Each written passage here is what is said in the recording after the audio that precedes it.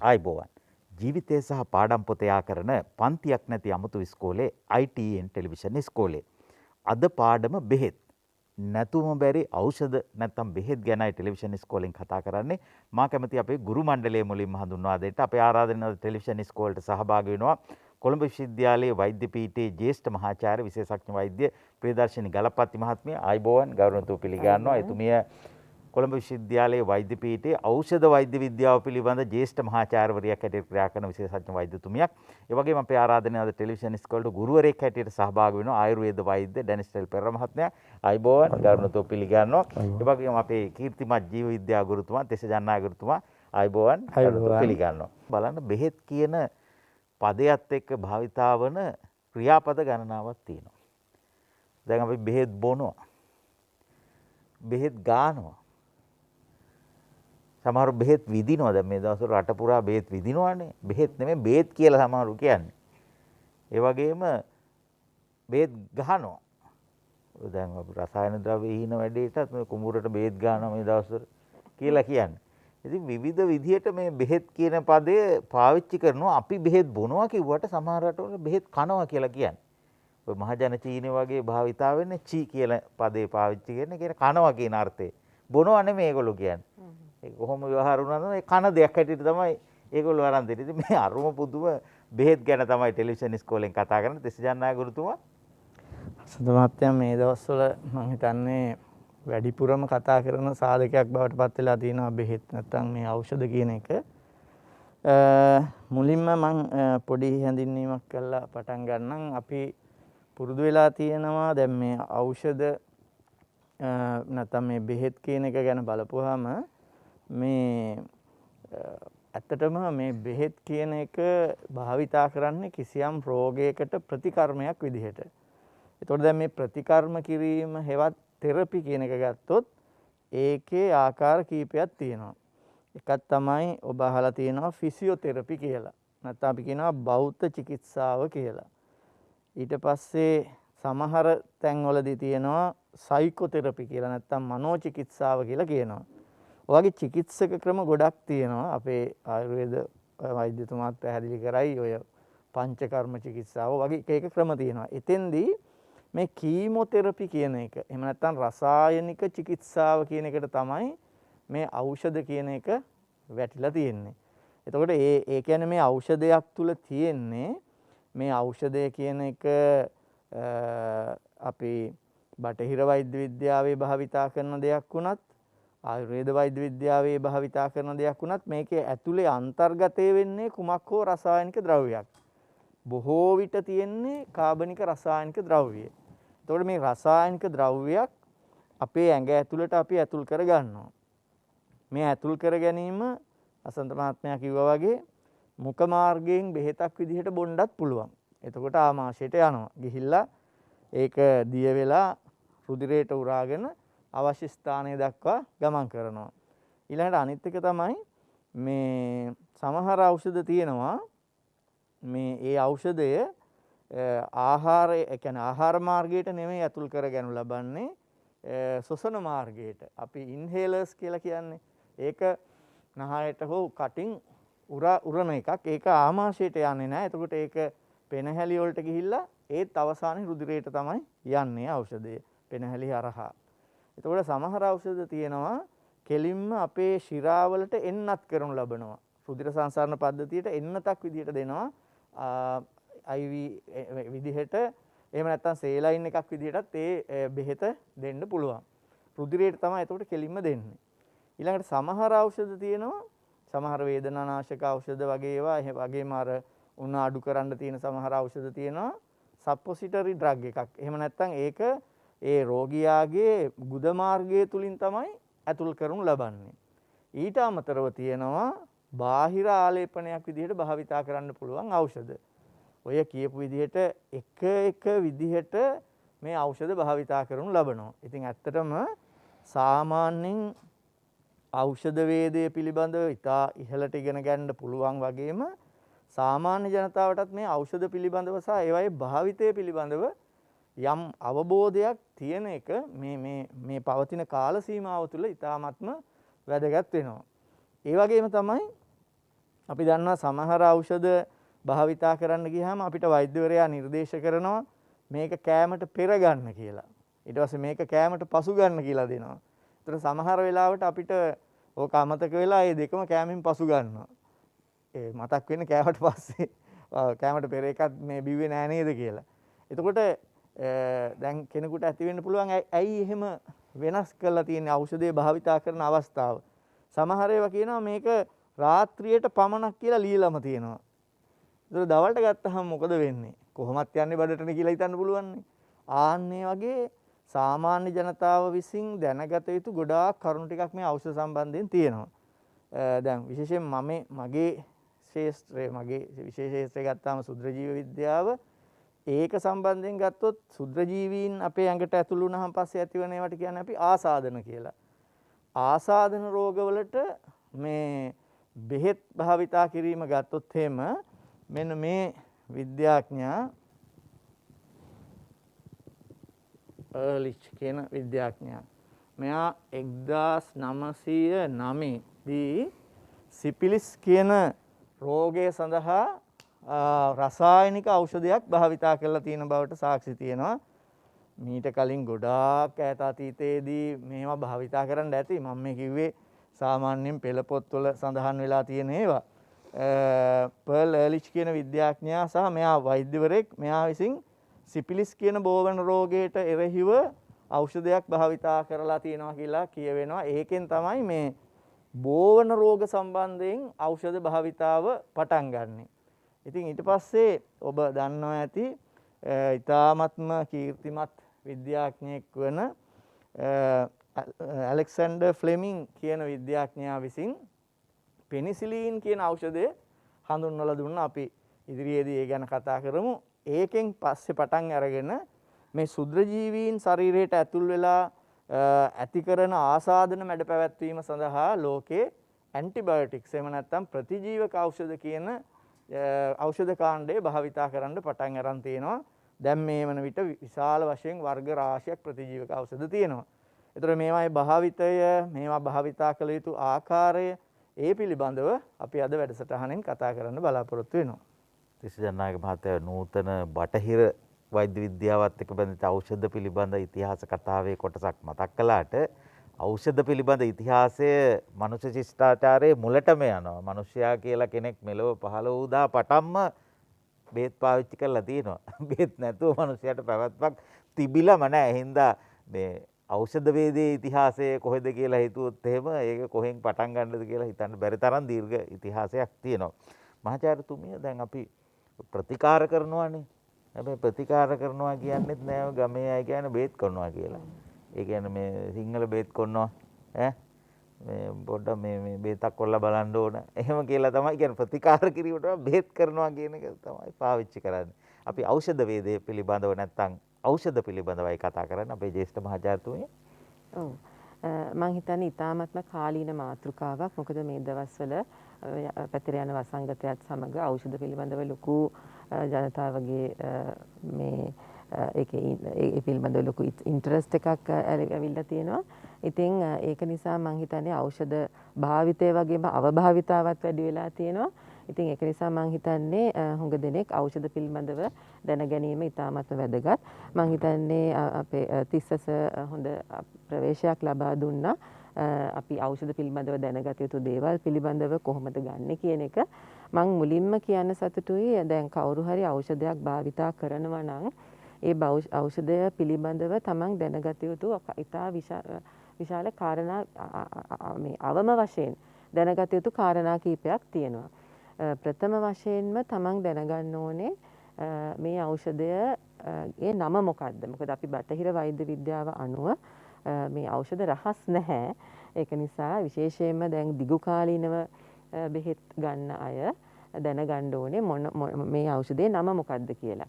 එතකොට ඒ වගේම මොන රෝගය සඳහාද මේ ඖෂධය ලබා ගන්න කියන එක. දැන් අපි දන්නවා සමහර වෙලාවට ඉතා හොඳ උගත් මට්ටමක් තියෙන රෝගීන් පවා සමහර වෙලාවට දියවැඩියාව ප්‍රෙෂර් වගේ රෝග සඳහා මේ ඖෂධ ලබා ගන්නවා. එතකොට ඇවිල්ලා ඇහැව්වහම ඔබ ගන්න ඖෂධ මොනවද කියලා බෙහෙත් මොනවද මේකට ගන්න කියලා කියනවා අර සුදු පාට ලොකු පෙත්ත ඒකෙන් එකක් දවසකට දෙසරයක් ඒ වගේ තමයි කියන්නේ. ඉතින් ඒක නිසා මම හිතන්නේ ඒක තමන්ගේ වගකීමක් තමන් ගන්න ඖෂධ මොනවද කියලා දැනගන්න ඕනේ. ඉතින් දියවැඩියාවට සුදු පාට ලොකු පෙත්ත කියලා බොහෝ විට හඳුන්වන්නේ මෙට්ෆෝමින් කියන දියවැඩියාවට පාලනයකට සඳහා ලබා දෙන ඖෂධය. එතකොට ඒකෙන් අනිත් එකේ මාත්‍රාවත් දැනගන්න එක වටිනවා. මොකද සමහර පෙති තියෙනවා මිලිග්‍රෑම් 500 පෙති, සමහර පෙති තියෙනවා මිලිග්‍රෑම් 850 පෙති, සමහර මිලිග්‍රෑම් 750. ඉතින් එතකොට එක පෙත්තක් කිව්වොත් වෛද්‍යවරයා දන්නේ නැහැ මේක 500ද 850ද 750ද මොකක්ද කියලා. ඉතින් ඒක නිසා දැන් පාලනය මදි නම් අපිට එතකොට මේක වැඩි කරන්න ඕනේ නම් අපි දන්නේ නැහැ කොච්චර ප්‍රමාණයක් මේ අරගෙන තියෙනවද කියලා. ඉතින් ඒක නිසා මම ගන්න මිලිග්‍රෑම් 500 පෙත්තෙන් දවසකට දෙසරයක් හෝ තුන්සරයක් ඒ විදිහට දැනගන්න එක ඉතා වටිනවා.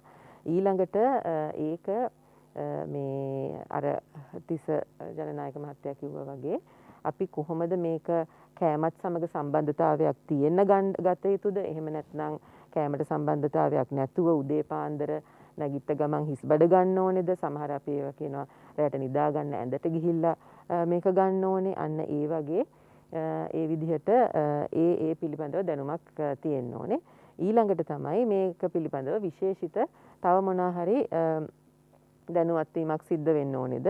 උදාහරණයක් හැටියට මේක අරගන්නකොට මොන වගේ අතුරු ආබාධ එන්න පුළුවන්ද? දැන් උදාහරණයක් හැටියට දියවැඩියාව තියෙන රෝගියෙක් සීනි පාලනයකට සඳහා බෙහෙත් ගන්නකොට සීනි මට්ටම අඩු වෙන්න පුළුවන්.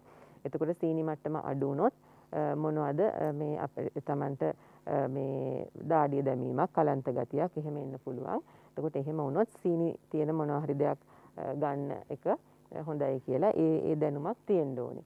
අනිත් එක තමයි ඊළඟට මේ රෝගය මේ ඖෂධ කොහොමද ගබඩා කර තබා ගන්න කියන එකත් ඉතා වැදගත්. සමහර ඒවාට මේක ඉතාමත්ම වැදගත්. උදාහරණයක් විදිහට ඉන්සියුලින් වගේ ගන්නවා නම් ඒක ශීතකරණයක අපි කියනවා ෂෙල්ෆ් එකේ තියන්න කියලා. දොරේ තිබ්බහම දොර නිතරම ඇරෙනවා. ඒක නිසා උෂ්ණත්වය වෙනස් වෙනවා. ඒක නිසා ඒක මේ ශීතකරණයේ තට්ටුවක් උඩ තියන්න කියලා. ඒ වගේම මේ අනික් ඖෂධත් සමහර වෙලාවට අපි දකිනවා මේ කුඩා දරුවන් ඉන්න තැන්වල තිබිලා ඒ දරුවෝ ඒ ඖෂධ අරගෙන මේ නොයෙකුත් පීඩාවටපත් වෙච්ච අවස්ථාවල්. ඒක නිසා ඒවා සිසිල් තැනක ගබඩා කරලා තියාගන්න කියලා මම හැම වෙලාවෙම කියනවා. හුඟ වෙලාවට Taman ලේබල් කරලා දැන් Tamanගේ ඖෂධය බෝතලයක දාලා දුඹුරු පාට බෝතලයක හරි සුදු පාට අර ප්ලාස්ටික් වගේ බෙහෙත් දාන බෝතලයක දාලා ඒකේ ලේබල් කරලා තියාගත්තොත් Tamanට බෙහෙතේ නමත් මතකයි. මොකද හුඟ වෙලාවට අපි ක්ලිනික් වලින් දෙන්නේ මේක අර ප්ලාස්ටික් පැකට් එකක ලූස් පෙති හැටියට. ඒක අර ෆොයිල් එකක නැහැ. ඇලුමිනියම් කවර් එක දාලා නැහැ. ඉතින් එතකොට ඒවා විනාශ වීමට තියෙන අවස්ථාව වැඩි. ඉතින් ඒක නිසා ඒක බෝතලයකට දාලා ඒක ලේබල් කරලා තියාගත්තොත් Tamanට දැනගන්න පුළුවන්. ඒකේ නමත් මතක හිටිනවා. ඉතින් අන්න ඒ විදිහට බෙහෙත් පිළිබඳ ඒ දැනගත යුතු අවම දේවල් ටික දැනගෙන භාවිතා කරන්න පුළුවන්. අපි ඊළඟට කතා කරමු මේ බෙහෙත් කොහොමද අපි මේ බලන පර්යේෂණ කරන්නේ, ප්‍රතිජීවක ඖෂධ කොහොමද වලට තියෙන විශේෂිත දේවල් මොනවද කියන ඒවා තවදුරට කතා කරමු. කොහොම බෙහෙත් බිව්වත් උගුරට හොරා නම් බෙහෙත් බොන්න බෑ.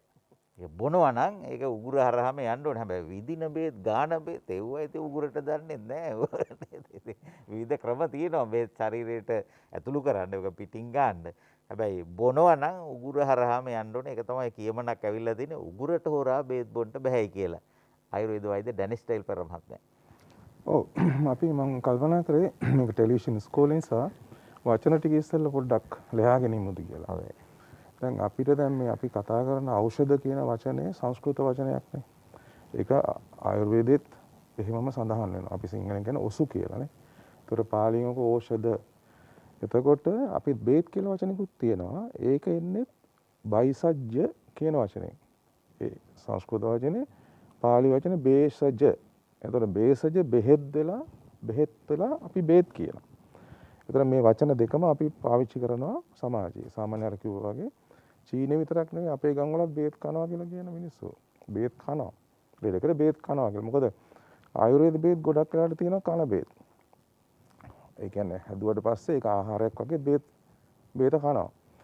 දැන් අපිට දැන් මෙතුමිය කියපු ඉතාල වැදගත් කාරණයක් තමයි මේ ඖෂධයක තියෙන මාත්‍රාව.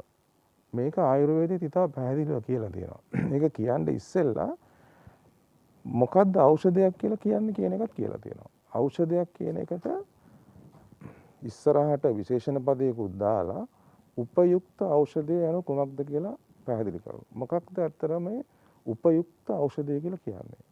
ඒක හරීම අදට ඊටාම ගැලපෙනවා. මොකද යම් කිසි ඖෂධයක් දුන්නට පස්සේ ඒ අපි අපේක්ෂා කරන රෝගය හොඳ වෙලා වෙනත් රෝගයක් ඇති නොකරන්නේ නම් අන්න ඒකට අපි කියන ඖෂධයක් කියලා. එතකොට ඒ නිර්වචනය තුල තියෙනවා ඖෂධයක් විසින් කිසියම් ආකාරයක වෙනත් ආබාධයක් ඇති නොකළ යුතුයි. ඒ කියන්නේ ඒක අර අපේක්ෂිත ප්‍රතිඵලය ගෙන දෙන්නට ඕනේ. ඒක එක කාරණයක්. අනිත් එක තමයි තිස්ස ජනනායක මහත්මයා කිව්වා වගේම අර ඖෂධ අපි කියන ප්‍රයෝග කරන ක්‍රම තියෙනවානේ. මේ ක්‍රම සියල්ලම ආයුර්වේදයේ සඳහන් වෙනවා. ඒ කියන්නේ ඖෂධ සකස් කරන නොඑක ආකාරයේ ආකෘති වශයෙන් ගුලි තියෙන්න පුළුවන්, කල්ක තියෙන්න පුළුවන්, බොන බේත් තියෙන්න පුළුවන්, අර කියන විදිහේ වස්ති තියෙන්න පුළුවන්. මේ ආකාරයේ නොඑක සංස්කරණ විදි තියෙනවා. මේ සංස්කරණ විදි ශරීරයට ඇතුල් කරන ක්‍රමත් ඒ විදිහටම පැහැදිලි කරලා තියෙනවා. ඊට අමතරව ඖෂධ ගන්න කාල වේලාවන් ඒවත් ඉතා පැහැදිලිව කියනවා. පූර්ව භක්ත, මධ්‍ය භක්ත, පශ්චාත් භක්ත ඒ විදිහට කියනවා. ඒ කියන්නේ කෑමට පෙර, කෑමට පසු, කෑමත් එක්ක, ඒ වගේම උදෑසන, මධ්‍යාහ්නයේ, වගේ රාත්‍රියේ නිින්දට පෙර ඊට අමතරව අපේ ක්‍රමයක් තියෙනවා. අර නවීන වෛද්‍ය විද්‍යාවේ තියෙනවා වගේ අපි කියනවා කෝස් එකක්. ඒ කියන්නේ මේ ඖෂධය මෙච්චර ප්‍රමාණයක් කරන් නවත්තන්න ඕනේ. ඒ කියන්නේ ඒක නිශ්චිත කාල සීමාවකින් ඒ ඖෂධය ඒ ගුලි සංඛ්‍යාව අරගෙන නවත්තනවා. ඉතින් මේ අනුව බැලුවහම අපිට පේනවා බටහිර ඖෂධ වේදය ගත්තත් ආයුර්වේදීය ඖෂධ වේදය ගත්තත් මේ ඔක්කොම එක මුලකින් එන්නේ. කියන මානවයාගේ නිර්මාණ. දැන් මෙතුමේගේ විෂය වෙන ෆාමකොලොජි. දැන් ෆාමකොලොජි කියන වචනයට මුල් වෙන්නේ ෆාමකෝන් කියන වචනේ. ග්‍රීක වචනයක්. ෆාමකෝන් කියන එකේ අර්ථය ඖෂධ වලටත් තියෙනවා, විෂ වලටත් තියෙනවා. දැන් බලන්න. එතකොට ඕනම ඖෂධයක් විෂ වෙන්න පුළුවන්. ඕනම ඖෂධයක් මාත්‍රාව අනුව ගත්තොත් එහෙම ඖෂධයක් වෙන්නත් පුළුවන්, මාත්‍රාව අනුව ගත්තොත් විෂ වෙන්නත් පුළුවන්.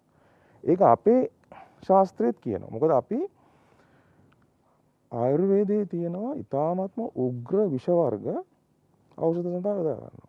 ඒවා નિયમિત පරිදි ශෝධනය කරලා, ඒවා මාරණය කරලා, ඒවා තවත් ඖෂධ වල තමයි එකතු කරලා ඊළඟට ඒක මාත්‍රාව හරියටම පිළිවෙලට හදලා තමයි පාවිච්චි කරන්නේ. දැන් රසදී කියලා කියන්නේ මාරක විෂක්. නමුත් දැන් මෙතුමා කිව්වර සිෆිලිස්. ඒකට ආයුර්වේදයේ පාවිච්චි කරන සමහර ඖෂධ වර්ග අතිශයින්ම විෂ ආසනික් වර්ග පාවිච්චි කරනවා. මම හිතන්නේ අර විද්‍යාඥයා මුලින් පාවිච්චි කළේ ආසනික්. මොකද ඒවට තියෙනවා යම් ආකාරයක ඉතිහාසයක් තියෙනවා. දැන් අපි ගත්තොත් එහෙම බටහිර වෛද්‍ය විද්‍යාවේ යොදන ඖෂධ වර්ග සාමාන්‍යයෙන් ප්‍රබල ඖෂධ වර්ග 120ක් විතර තියෙනවා. ඒවැයි මුල තියෙන්නේ ශාක. ශාකමය ඖෂධ වලින් තමයි ඒ රසායනිකය මුලින්ම නිස්සාරණය කරලා තියෙන්නේ. ඊට පස්සේ ඒක රසායනාගාරවල ඒ රසායනික ව්‍යුහය හොයාගෙන ඒක නිර්මාණය කරනවා. ඒතර මේ විදිහට අපි ඖෂධ වේදයේ සම්බන්ධයෙන් කතා කරනකොට නැත්නම් ඖෂධය පිළිබඳ මිනිසුන්ගේ දැනුම ගැන කතා කරනකොට ඒවා මේ කාලය සමග, තාක්ෂණය සමග එකතු වෙලා අපි ඉස්සරහට යනවා. මේ ඉස්සරහට යනකොට අපිට සමහරවිට දකින්න පුළුවන් ආයුර්වේද ඖෂධ උනත් හැමදාම ගුලි වශයෙන් තියෙන්නේ නැහැ. ඒවා පෙති බවටපත් වෙනවා. කැප්සියුල් බවටපත් වෙනවා. සමහර වෙලාවට අපි චීන වගේ රටකට ගියොත් එහෙම සාම්ප්‍රදායික චීන වෛද්‍ය ක්‍රමයේ තියෙනවා. ඔවුන් එන්නත් කියන්නේ මේ නික්ෂේපණ හදලා තියෙනවා. දැන් මේ පසුගිය කොවිඩ් වසංගතයේදී ඔවුන්ගේ එක ඖෂධයක් තිබුණා. ඒක සාම්ප්‍රදායික ඖෂධයක්. ඔවුන් ඒක ශරීරයට විදිනවා. ඒ කියන්නේ ශිරාගත කරන ඖෂධයක් වඩපත් කරලා තියෙනවා. ඒක තමයි තාක්ෂණය. එතකොට හැමතිස්සෙම මිනිස්සු මේ ඖෂධ පිළිබඳ දැනුම ඉදිරියට ගෙන යනකොට හැමතිස්සෙම ඒ කාලීන තාක්ෂණය, සමකාලීන තාක්ෂණය යොදාගත්තා. ඒක අපේ ශාස්ත්‍රයේත් ඒක තියෙනවා. ඒ කියන්නේ උදාහරණයකට ගත්තොත් එහෙම මුල් කාලේදී චරක සුශ්‍රුත වගේ ඒ දැන් මීට අවුරුදු 3000කට වගේ ඉස්සෙල්ලා පොත් ලියවෙනකොට ඔවුන් හඳුනාගෙන තිබිච්ච ශාක සංඛ්‍යාව ගත්තොත් ඊට අවුරුදු 1000කට පස්සේ ලියවෙන නිගණ්ඩු වල තියෙන ශාක සංඛ්‍යාවත් එක්ක සංසන්දනය කරනකොට දෙගුණයක් විතර මේක වැඩි වෙලා තියෙනවා. ඊළඟට ග්‍රීසිය, චීනය, මැද පෙරදිග වගේ රටවල් එක්ක සම්බන්ධතා හරහා අලුත් ශාක වර්ග හඳුනගෙන තියෙනවා. දැන් උදාහරණයකට ගත්තොත් එහෙම 16 වෙනි සියවස වෙනකොට ලියවිච්ච භාව ප්‍රකාශ කියන ග්‍රන්ථය තමයි ඊ타මත්ම ආයුර්වේද ඒ ග්‍රන්ථාවලියේ එක්තරා සම්දිස්ථානයක්. මොකද භාව මිශ්‍ර කියන පඬිවරයා හඳුන්වලා දෙනවා ආයුර්වේදයේ නව ඖෂධ විශාල සංඛ්‍යාවක්. අබින් හඳුන්වලා දෙන්නේ භාව මිශ්‍ර ආචාර්යවරයා. එතකොට ඒක එන්නේ වෙනත් සංස්කෘතීන් හරහා තමයි මේක ඇතුල් වෙන්නේ. ඊළඟට ඔය ජාපාල, ඊළඟට අක්‍රපට්ට වගේ විශාල සංඛ්‍යාවක් අපේ ඖෂධ භාවිතයට එකතු වෙනවා. දැන් මෙතෙන්දි මොකක්ද මේ තියෙන මේ වැදගත්කම? ඒ කියන්නේ මේ අලුතෙන් ඖෂධයක් අඳුන්වලා දෙනකොට ඒ ඖෂධය අර තියෙන දැනුම් පද්ධතිය ඇතුලේ ඒ સિદ્ધාන්තවලට අනුකූලව අපි කොහොමද මේක අවශෝෂණය කරගන්නේ කියන කාරණේ දැනගෙන හිටියා. ඒ නිසා උන්ට පුළුවන්කම තිබුණා අර පිටින් එන දේවලුත් තමන්ගේ කරගෙන මේ සම්ප්‍රදාය තුල ඉදිරියට ගෙන එන්න. දැන් අපි ඉන්නේ අන්න ඒ වගේ ක්‍රියාවලියක. ඇත්තට මේ ක්‍රියාවලිය 16 වෙනි සියවසෙන් පස්සේ එච්චර ඉදිරියට ගිහිල්ලා නැහැ.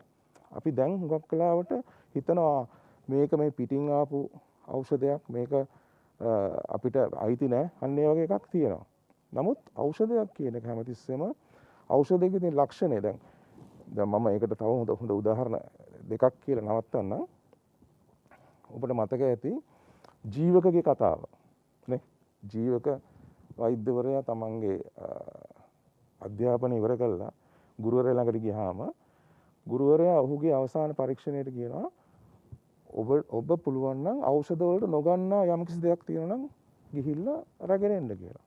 ඒකට ජීවක මුළු දවසක්ම ඇවිදිනවා. ඇවිදලා නැවත වතාවක් ඇවිල්ලා ගුරුවරයා ළඟට කියනවා ගුරුතුමනි මට කිසිවක් හොයාගන්න බැරුව ගියා. මම හිතන පළවෙනි වතාවට හිස් අතින් ආපු ශිෂ්‍යයෙක් විභාගය සමත් කරනවා. ඒ කියන්නේ කිසි දෙයක් නැහැ කියලා කිව්වට පස්සේ කියනවා ඔබ වෛද්‍ය වෘත්තියට සුදුසුයි. මොකද ඒක ඇත්ත. මේ ලෝකේ කිසිම දෙයක් නැහැ එහෙම ඖෂධ වලට නොගන්න. අපේ චරක සංහිතාව කියන ග්‍රන්ථයේ කියනවා ලෝකේ මේ හැදිලා තියෙනවා නම් යම් කිසි දෙයක් මේ පංචමහා භූත වලින් ඒ සියලුම දේවල් ඖෂධ සඳහා යොදා ගන්න පුළුවන්. ඒ ඖෂධ සඳහා යොදා ගන්නකොට ඒක අපි දැනගන්න ඕන කොහොමද ඖෂධ සඳහා යොදා ගන්න කියලා. ඒතර ඖෂධ සඳහා යොදා ගන්න පුළුවන් කියන එකේ අර්ථය කියන්නේ අපිට අතින් අල්ලන්න පුළුවන් දේවල්. එතකොට ශාකමය වෙන්න පුළුවන්, කනිජමය වෙන්න පුළුවන්, සත්වමය වෙන්න පුළුවන්. ඒක තමයි සාමාන්‍ය ප්‍රධාන. හැබැයි ඊට අමතරව තියෙනවා තවත් ඖෂධ. මොනවාද? හඳ එළිය වෙන්න පුළුවන්, හිරු එළිය වෙන්න පුළුවන්. මේ වගේ අපිට අතින් අල්ලන්න බැරි ශබ්දය වෙන්න පුළුවන්. ආයුර්වේදය අනුව කාලය, දිශාව මේවත් ඖෂධ හැටියට තමයි සඳහන් කරන්නේ. ඒවත් අපිට යොදන්න පුළුවන්. දැන් උදාහරණයක් හැටියට අපි දැන් තෙලක් හිඳිනකොට ඒ තෙල හිඳින්න අපි මේ පත ගන්නවා කියලා කරනවා මෙහෙම. තෙල හිඳින්න අපි මේ මෙහෙම ඒ දිශාව. ඊට අපි මොකක් හරි ගුලියක් අඹරනවා.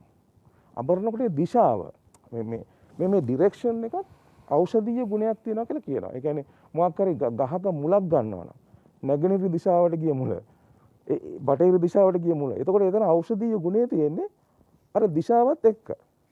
කපුට අනන්න පෙර යමක් ගන්නවා. ඒකේ ඖෂධීය ගුණයට කාලයත් එකතු වෙනවා. අන්න ඒ වගේ අපේ ඒ සංකීර්ණ දැනුම් පද්ධතියක් මේකේ ගැබ් වෙලා තියෙනවා.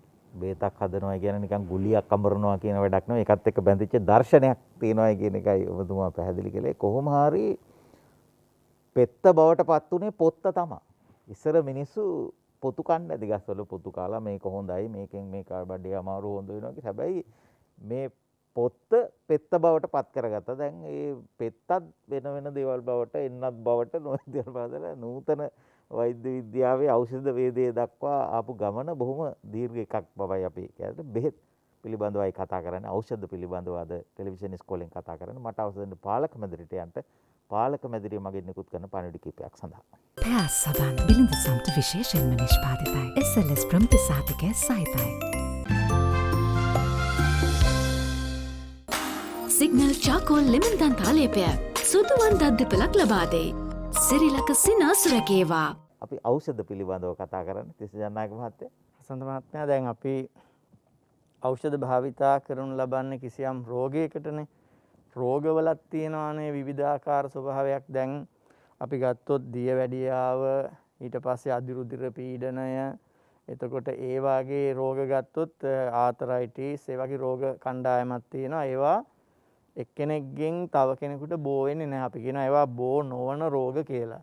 ඒතර ඒ බෝ නොවන රෝග පාලනය කරන්නත් තියෙනවා මේ ඖෂධ වර්ග.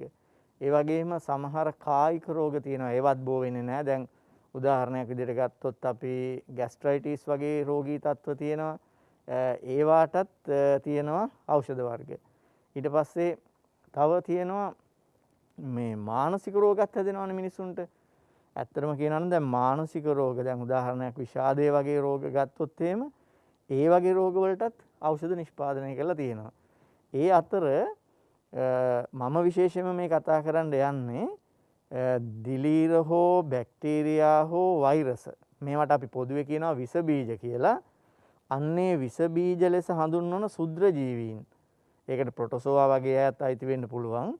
ඒ වගේ ආගන්තුක ශුද්‍ර ජීවියෙක් අපේ ශරීරයට ඇතුල් වෙලා ආහාර මගින් හෝ තුවාලයක් මගින් හෝ එහෙම නැත්නම් ශ්වසනයේදී ආශ්වාසය මගින් හෝ ඇතුල් වෙලා අපේ ශරීරය ඇතුලේ ගුණණය වෙලා අපිට රෝගී තත්ත්වයක් ඇති කරනවා නම් ඒ සියලුම රෝග පොදුවේ අපි හඳුන්වනවා ආසාදක රෝග කියලා. නැත්නම් අපි කියන්නේ ඉන්ෆෙක්ෂන් කියලා. ඒතර මේ ආසාදක රෝග මැඩ පැවැත්වීම සඳහාත් ඖෂධ භාවිතා කරනවා. ඒ ආසාදක රෝග මැඩ පැවැත්වීම සඳහා භාවිතා කරන ඖෂධ අපි බටහිර වෛද්‍ය විද්‍යාවේ විශේෂයෙන් හඳුන්වනු ලබන්නේ ඇන්ටිබයොටික්ස් කියලා. එහෙම නැත්නම් ප්‍රතිජීවක ඖෂධ කියලා. දැන් මේ ප්‍රතිජීවක ඖෂධ කියන එකෙන් පළවෙනි ප්‍රතිජීවක ඖෂධය ලෝකේ ඉතාමත්ම සාර්ථකත්වයට පත් වෙච්ච අදටත් භාවිතා කරන ඖෂධය තමයි පෙනිසිලින් කියන එක. මේ පෙනිසිලින් කියන ඖෂධය කියන එක ඇත්තටම සොයා ගැනීම පෙනිසිලින් හොයාගන්න කරපු පරීක්ෂණයක් නෙමෙයි. ඒක හම්බෙන් සිද්ධ වෙච්ච දෙයක්. මේකේ ගෞරවය හිමි වෙන්නේ ඇලෙක්සැන්ඩර් ෆ්ලෙමින් කියන විද්‍යාඥයා. ඒ වගේම ඔහු වෛද්‍යවරයෙක්. ඔහුගේ තිබුණා කුඩා පරීක්ෂණාගාරයක්. ඒ පරීක්ෂණාගාරයේ ඔහු කළේ මේ වගේ මේ පෙට්ටි දීසි වල වගා කළා මේ බැක්ටීරියාව. අපි කියන්නේ බැක්ටීරියා කල්චර්ස්. මේ වගේ බැක්ටීරියාව වගා කරපුවාම විවිධ හැඩයට බැක්ටීරියාවන් මෙහෙම වගේ වර්ධනය වුණා ওই විදිහට. හරි.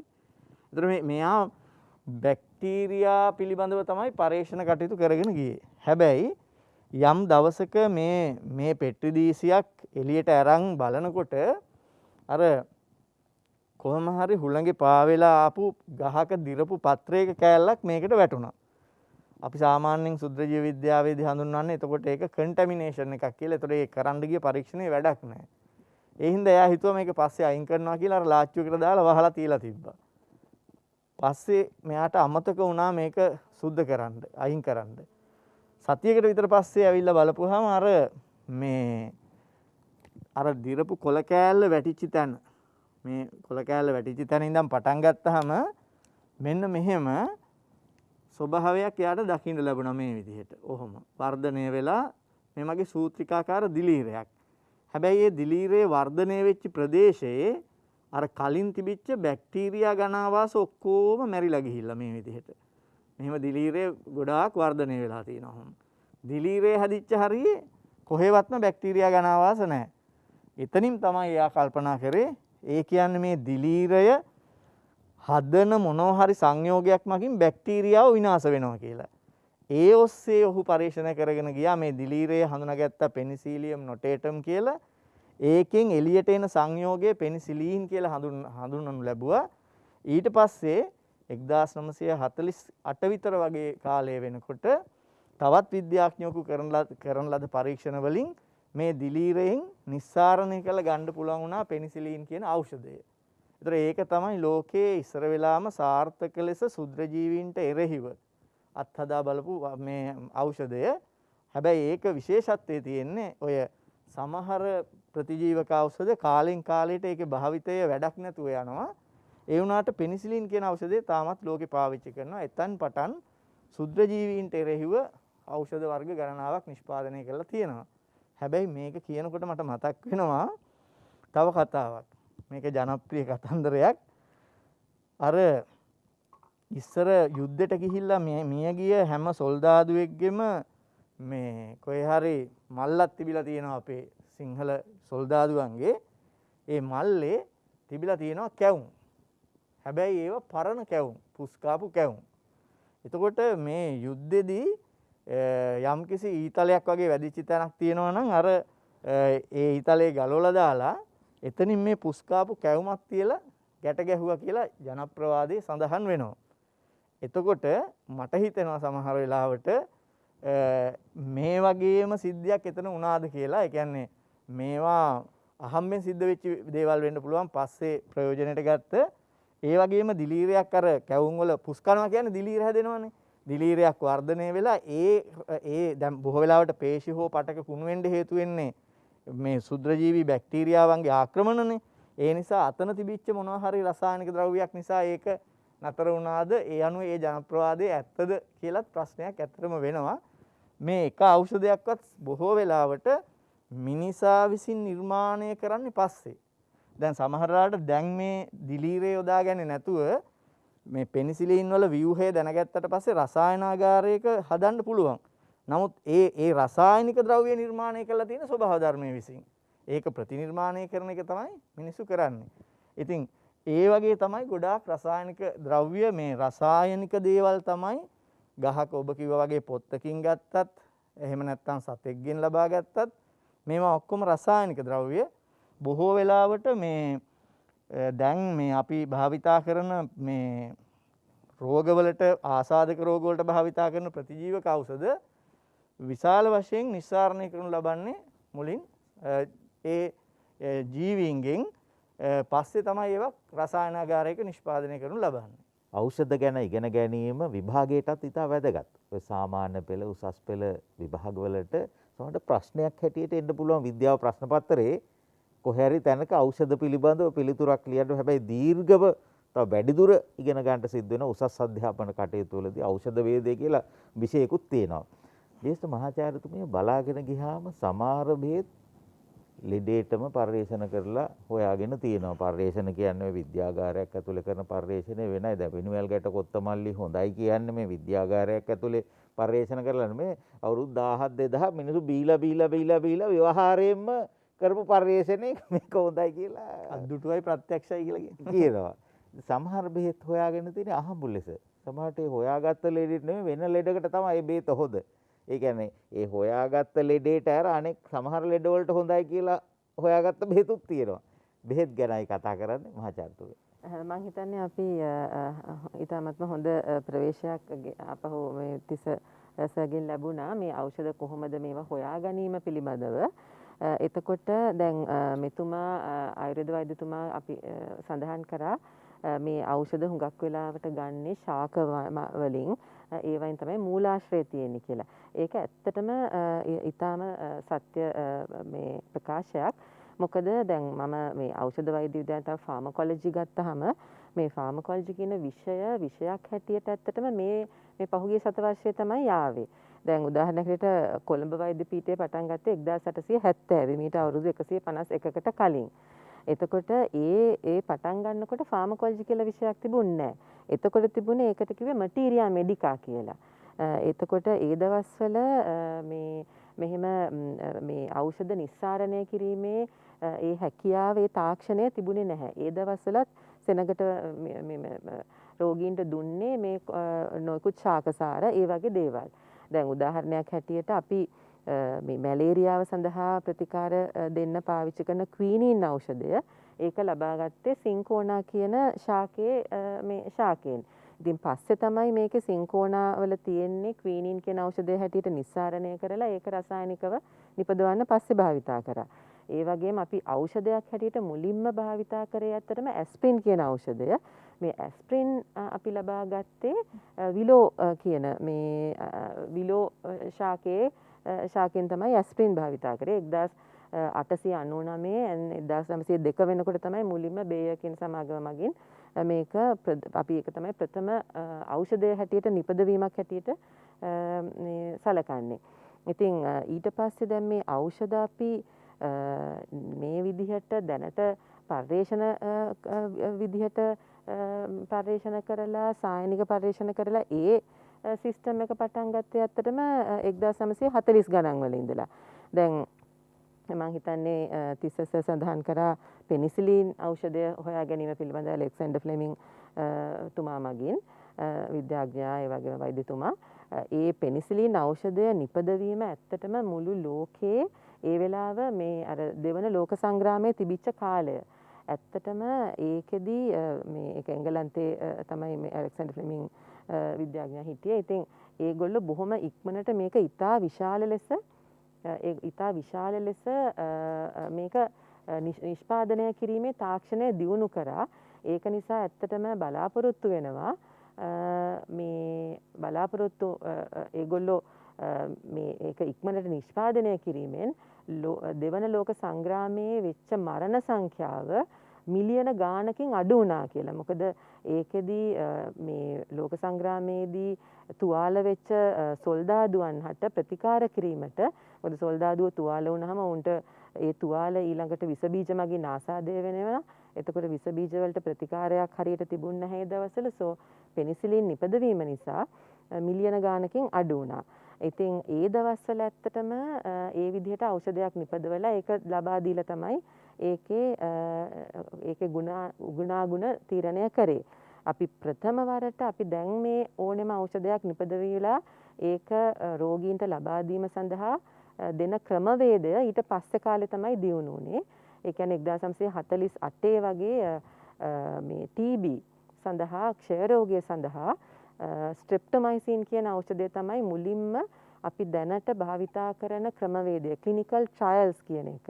ඇත්තටම අපි දැන් කතා කරන්නේ රැන්ඩමයිස් කන්ට්‍රෝල් ක්ලිනිකල් ට්‍රයල් කියන ඒ ක්‍රමවේදය මගින් යම්කිසි ඖෂධයක් යම්කිසි කොට්ටාශ ලෙඩුන්ටත් දීලා ඒ වගේම තව ඊට හා සමාන කොට්ටාශයකට මේ ඖෂධයෙන් නැතිව වෙන අපි කියන ප්ලැසිබෝ මේ පෙත්තක් ලබා දීලා ඒ දෙක අතර සංසන්දනය කරලා එතකොට ලබා දීපු අයට මේක ඊටාත්ම වැදගත් ඒගොල්ලන්ගේ මේ ඒගොල්ලන්ට තියෙන ඒගොල්ලන්ට ආපු ප්‍රතිඵල වඩා ගුණදායකයි කියලා මේ අපි තීරණය කරොත් තමයි අපි ඒක දැන් ඖෂධයක් ඒක මේ රෙඩේට දිය හැකි කියන තීරණයට එන්නේ. මම පොඩ්ඩක් පැහැදිලි කිරීමක් කරොත්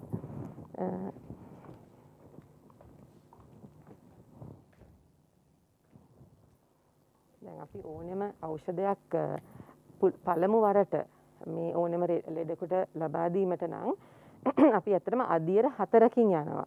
4කටත් පළවන අදියර එතකොට පළවන අදියරේදී අපි ඖෂධයක් ලබා දෙනවා සාමාන්‍ය ලෙඩක් නැති කෙනෙකුට. ඒක අපි කියනවා healthy volunteers කියලා. එතකොට ඕනෙම දැන් ඖෂධයක් නිපදවූ විට මේක අපි ඒවට කියනවා පර්යේෂණාත්මක ඖෂධ කියලා. එතකොට ඒකෙදී අපි සාමාන්‍යයට මේ ලබා දෙනවා නිරෝගී පුද්ගලයින්ට. මේ දැන් නිරෝගී පුද්ගලයින්ටත් ලබා දීමට පළමුව අපි කරන්නේ සත්තුන්ට ලබා දීලා ඔවුන්ගේ පර්යේෂණ මගින් මේකේ ලොකු හානිවීමක් නැtei කියලා මේ ඔප්පු වුණොත් තමයි මේ අධීරයට යන්නේ. ඒකෙන් පස්සේ ඒවට අපි කියනවා ප්‍රී ක්ලිනිකල් ට්‍රයල්ස් කියලා.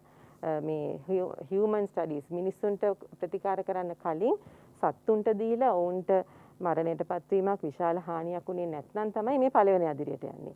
මේක සාර්ථක නම් මේකෙදි පළවෙනි අදිරියේ ඒවා සාර්ථක වුණොත් අපි ඊළඟට දෙවන අදිරියට යනවා. දෙවන අදියරේදී අපි කරන්නේ ඒ රෝගය තියෙන රෙඩ්ඩුන්ට දෙනවා. උදාහරණයක් හැටියට දියවැඩියාව අධිරුධිර පීඩනය නම් එතකොට රෝගය තිබෙන රෝගීන්ට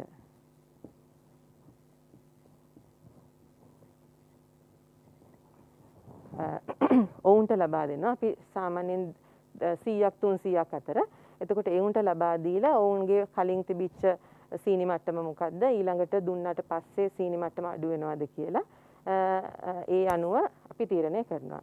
අපි ප්‍රධාන වශයෙන්ම මේ අර randomized control trials කියන මේ ඒ ක්‍රමය භාවිතා කරන්නේ මේ තුන්වන අදියරේදී. ඒකෙදී ඇත්තටම අපි කරන්නේ අපි ගන්න ලෙඩ්ඩු සංඛ්‍යාව සමාන ලෙස බෙදනවා. අපි හිතමු අපි ලෙඩ්ඩු 1000කට ප්‍රතිකාර කරනවා නම් ඒ 1000න් 500කට අපි මේ ලබා දෙනවා මේ නව ඖෂධය. ඊළඟට අපි තව 500කට ලබා දෙනවා මේක නව ඖෂධය.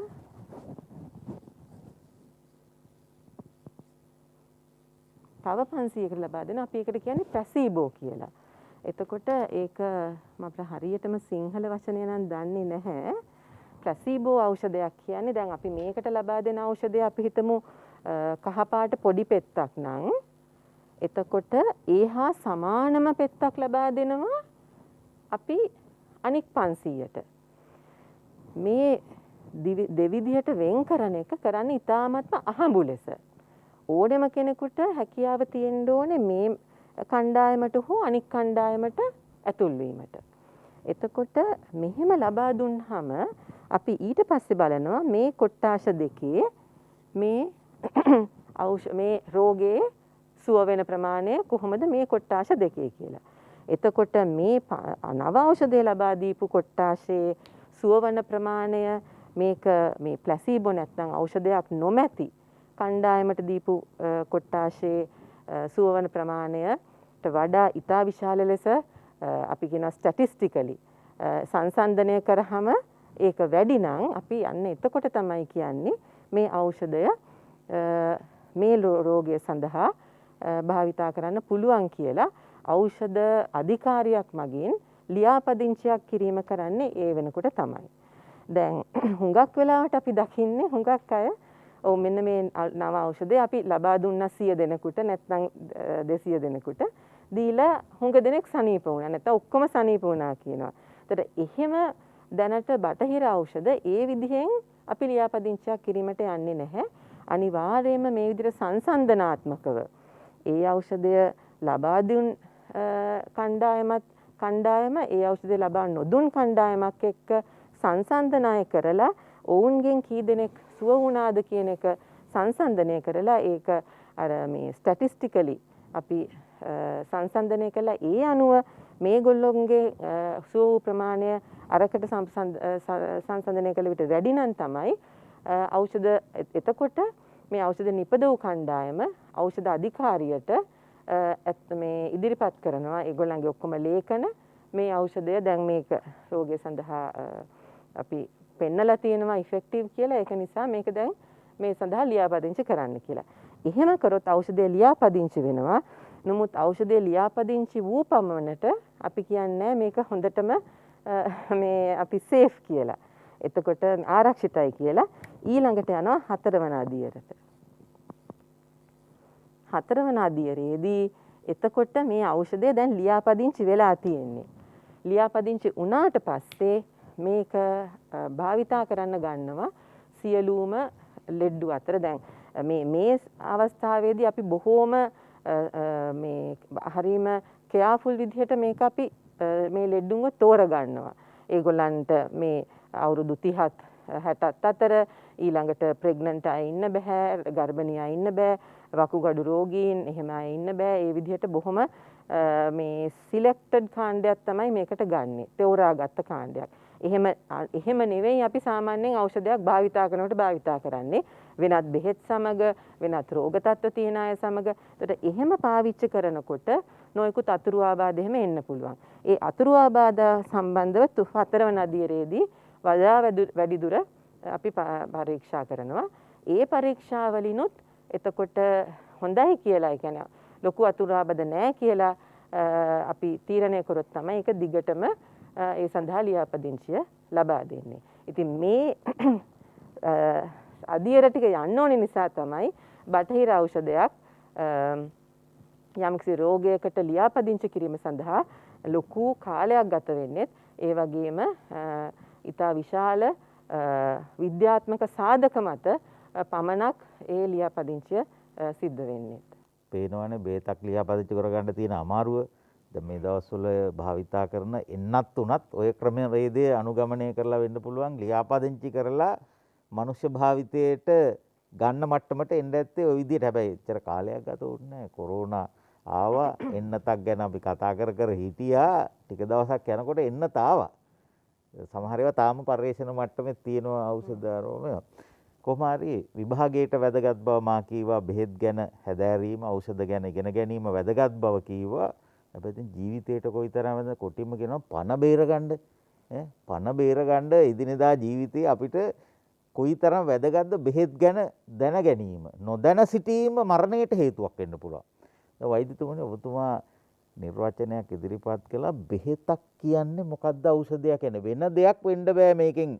අතුරු ආබාධ කෙසේ වෙතත් වෙන ලොකු හානියක් වෙන්න බෑ බෙහෙතක් නම්. අපි කියමු දියවැඩියාව නිට්ටාවටම හොඳ වෙනවා. මං ගාව හොඳ බෙහෙතක් තියෙනවා, දියවැඩියාව හොඳටම හොඳයි කියලා. දියවැඩියාව ඇත්තටම හොඳ වෙනවා. මාස දෙකකින් විතර වකුගඩු දෙක ගහලා ගිහිල්ලා පුද්ගලයා මැරෙනවා. දැන් ඒකට අපිට බෙහෙතක් කියන්න පුළුවන්ද? බෑනේ. ඒක බෙහෙතක් නෙමෙයි.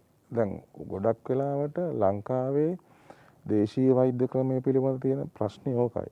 ඒ කියන්නේ සුදුසුකම් නැති, ඒ සම්බන්ධයෙන් නිසි ශික්ෂණයක් නැති පුද්ගලයෝ විශේෂයෙන්ම මාධ්‍ය හරහා විශාල ප්‍රචාරය කරනවා වගේ යම් යම් රෝග ඒවා ඊටාම කෙටි කාලයක් ඇතුළතදී මේක නිට්ටාට සුව කරනවා, මේක මෙච්චරයි බොන්න ඕනේ, මේ විදිහට එනවා. ඉතින් ඒක අපිට ලොකු ප්‍රශ්නයක්. ඉතින් අර මෙතුමා කිව්වා වගේ ඖෂධයක් ලියාපදිංචි කරනකොට වෙළඳපොළට එන්න ඉස්සෙල්ලා ඔය ක්‍රමවේදය භාවිතා කළ යුතුයි.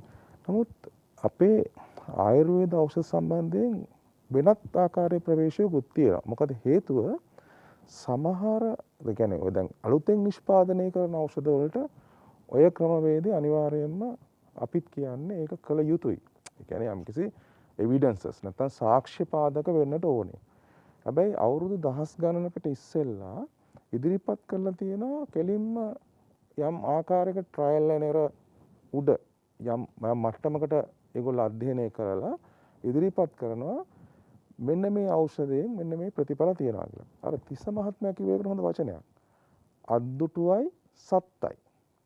මෙන්න මේක තමයි අර අද කියන safety and efficacy කියලා කියන්නේ. අද දැන් ඖෂධයක් සම්බන්ධයෙන් තියෙන ප්‍රධාන නිර්ණායක දෙකක් නේ ඔක. ප්‍රධාන එක safety. ඒ කියන්නේ ආරක්ෂිත වෙන්නට අවශ්‍යයි. දෙවෙනි එක තමයි එහි ගුණාත්මක භාවය නැත්නම් efficacy එක නැත්නම් චිකිත්සීය සාපහල්‍යතාවය තියෙන්නට ඕනේ. ඒ කියන්නේ කියන දේ වෙන්න ඕනේ.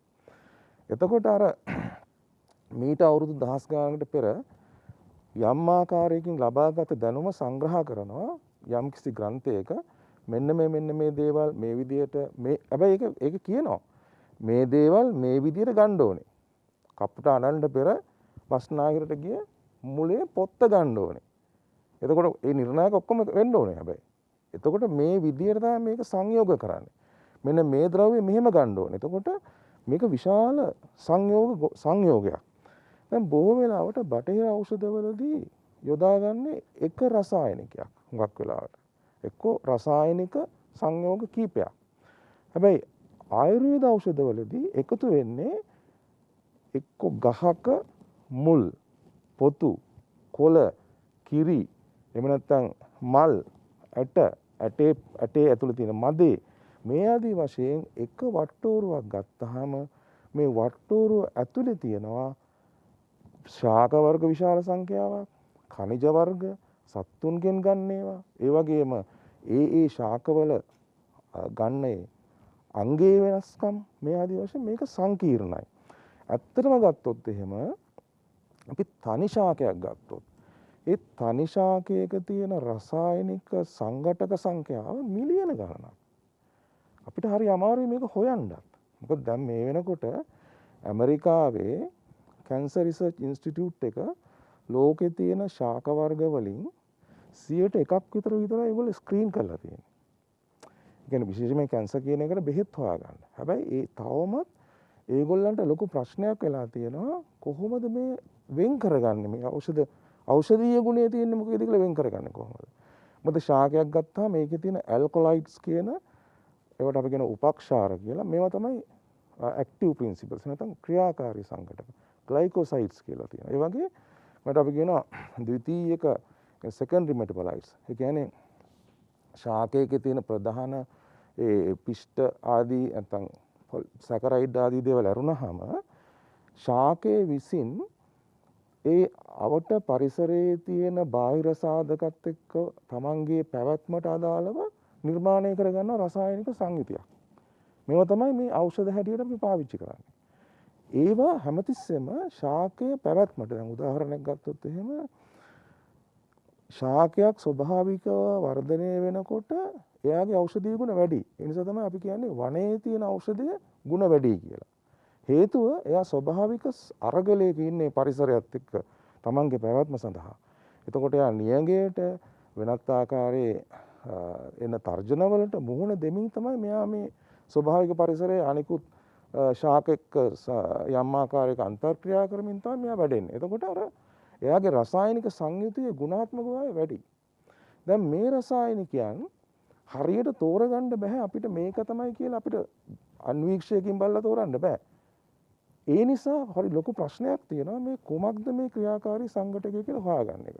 දැන් අපි අර එකට වට්ටෝරුවක එකට මේ ඔක්කොම සංයෝග කරලා එනකොට මේකේ තියෙනවා එක්තරා විදියක සංශක්තිය බලපෑමක්. අපිට කියනවා සිනර්ජිටික් ඉෆෙක්ට් එකක්. සිනර්ජිටික් ඉෆෙක්ට් එක. ඒ කියන්නේ එකකින් ඇති කරනවා නම් යම්කිසි වැරදි බලපෑමක්, අහිතකර බලපෑමක් අනිත් එකෙන් මේක පාලනය කරනවා. ඒ නිසා මේ අර සමස්තයක් හැටියට එකට ගන්න වට්ටෝරුවක් තුළ අර කියන අහිතකර බලපෑම් තියෙන එක අඩුයි. මම ඒකට ගොඩාක් උදාහරණ කියන්න පුළුවන්. මම එක උදාහරණයක් කියන්නම්. දැන් රෙසපීන් හයිඩ්‍රොක්ලෝරයිඩ් කියලා එක සංයෝගයක් නිස්සාරණය කළා ඒකාවේරී වලින්. ඒකාවේරී කියන්නේ රවුල්ෆියා සර්ෆන්ටයිනා කියන ඖෂධය. මේක යෙදුවා අධිරුධිර පීඩනය අඩු කරන්න. අධිරුධිර පීඩනය පාලනය කරන්න. එතකොට මේක කාලයක් තිස්සේ යොදනකොට පේනුණා මේක විශාල වශයෙන් යම් උපද්‍රව තියෙනවා. හැබැයි ඒකාවීර්ය ශාකය අරගෙන අපේ වට්ටෝරුව වල යොදනකොට ඒක එන්නේ නැහැ. ඒකෙන් සාමාන්‍ය විදිහට රුධිර පීඩනය පාලනය වෙනවා. ඒකට හේතුව තමයි ඒකේ තියෙන තනි සංඝටකයක් එළියට අරගෙන යොදනකොට ඒකේ අහිතකර බලපෑම පාලනය කරන ඒ ශාකයේම තියෙන අනිත් සංඝටක ටික අපි අතහැරලා. ඔන්න ඔතන තමයි මේ ඖෂධ පිළිබඳ තියෙන ඉතාමත්ම වැදගත් ප්‍රවේශය තියෙන්නේ අපේ ඖෂධ සම්බන්ධයෙන් ගන්නකොට. ඖෂධයක් කියන්නේ එක්තරා විදිහක සංයෝගයක්. මේ සංයෝගවලට පාදක වන ශාකමය කොටස්, ශාකසාර ආදී තියෙන්න පුළුවන්. මෙතුමිය ඖෂධ වේදයේ පිළිබඳ ජ්‍යෙෂ්ඨ මහාචාර්යවරියක් කොළඹ විශ්වවිද්‍යාලයේ වෛද්‍ය පීඨයේ අප හොඳටම දන්නවා. මීට පෙර අපි දොරමඩලාගෙන්වත් කතා කරලා තියෙනවා. සමහර දේවල් ගැන කහ පිළිබඳව, කුරුඳු පිළිබඳව, කරවිල පිළිබඳව, කොහොඹ පිළිබඳව කරපු හොඳ ප්‍රශස්ත පර්යේෂණ තියෙනවා. ඒවායේ තියෙන ගුණාංග පිළිබඳව නවීන විද්‍යානුකූල පර්යේෂණ කරලා විද්‍යාගාර ඇතුලේ පරීක්ෂා කරලා මේවා තියෙන ගුණපණ හොයාගෙන තියෙනවා.